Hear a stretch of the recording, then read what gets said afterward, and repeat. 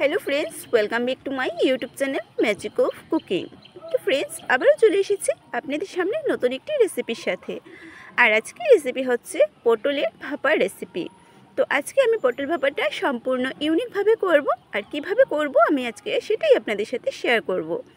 তো চলুন বন্ধুরা, আর বেশি কথা না বাড়িয়ে আজকে এই পটল ভাপার রেসিপিটা দেখে নেওয়া যাক। এই পটল ভাপার রেসিপিটা করার জন্য এখানে আমি নিয়ে নিয়েছি পরিমাণ মতো পটল। আর এবার পটলগুলোকে কেটে নিতে হবে।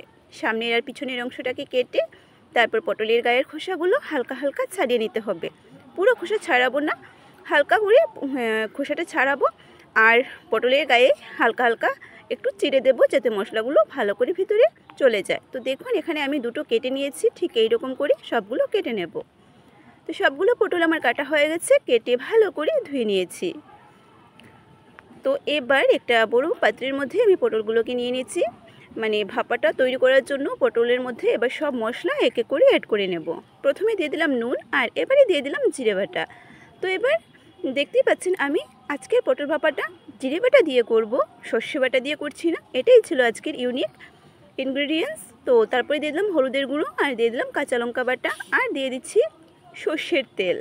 বাস এই কিছু উপকরণ দিয়ে আজকের এই পটল ভাপাটা করব। সাথে থাকুন, আশা করি ভালো লাগবে। তো সব কিছু দিয়ে এবার আমি এটাকে ভালো করে হাত দিয়ে মেখে নেব। হাত দিয়ে মেখে নিলাম। দেখুন বন্ধুরা, এখানে সবগুলো আমি হাত মেখে নিয়েছি। এবার একটা পাত্রের মধ্যে, মানে একটা বাটির মধ্যে সবগুলো আমি সেট করে নেব। তো এক এক করে এইভাবে আমি সবগুলোকে খুব সুন্দর করে একটা বাটির মধ্যে সেট করে নিচ্ছি। এটা সম্পূর্ণ ইউনিক, খুবই সহজ, ঘরের সামান্য কিছু উপকরণ দিয়ে তৈরি করা যায়। আপনারাও একবার বাড়িতে করবেন, আশা করি ভালো লাগবে। তো সবগুলো আমি দেখুন পটল আমি এখানে বসিয়ে দিয়েছি।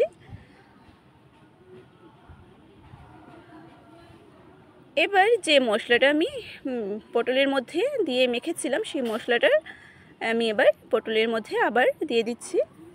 আর সেই বাটিটা ধুয়ে কিছুটা জল এখানে আমি অ্যাড করে দেব। সামান্য একটু জল এখানে অ্যাড করে দিচ্ছি। আর এবার ঢাকনাটা লাগিয়ে এটাকে ভাপাতে বসিয়ে দেব। 3-4টা কাঁচা লঙ্কা আমি এক্সট্রা দিয়ে দিলাম। আর এদিকে গ্যাস অন করে একটা কড়াইতে জল বসিয়ে দিয়েছি। জলটা গরম হয়ে গেছে। এবার একটা স্ট্যান্ড বসিয়ে দেব। স্ট্যান্ডটাকে ভালো করে একটু সেট করে তারপর পটলের যে বাটিটার মধ্যে পটলগুলো সেট করেছি, সেই বাটিটা এবার রেখে দেব। এবার উপর থেকে একটা ঢাকনা দিয়ে ঢেকে রাখবো প্রায় 15 মিনিটের মতো। 15 মিনিটের মতো এটাকে ঢেকে রাখছি। 15 মিনিট পর ঢাকনাটা তুলে চেক করব। তো দেখুন বন্ধুরা, 15 মিনিট হয়ে গেছে, আর আমি ঢাকনাটা তুলে চেকও করে নিয়েছি। একটু ঠান্ডা হওয়ার পর এবার নামিয়ে একটা প্লেটের মধ্যে নিয়ে নিচ্ছি। তো তৈরি হয়ে গেল আমার আজকের জিরে বাটা দিয়ে পটল ভাপার রেসিপি। রেসিপিটা কেমন হয়েছে কমেন্ট করে অবশ্যই জানাবেন। আর ভালো লাগলে লাইক করবেন, শেয়ার করবেন, আর সাবস্ক্রাইব করে পাশে বেল আইকনটিতে ক্লিক করে দেবেন, যাতে আমার চ্যানেলে আপলোড করা ভিডিওগুলো সবার আগে আপনাদের কাছে পৌঁছে যেতে পারে।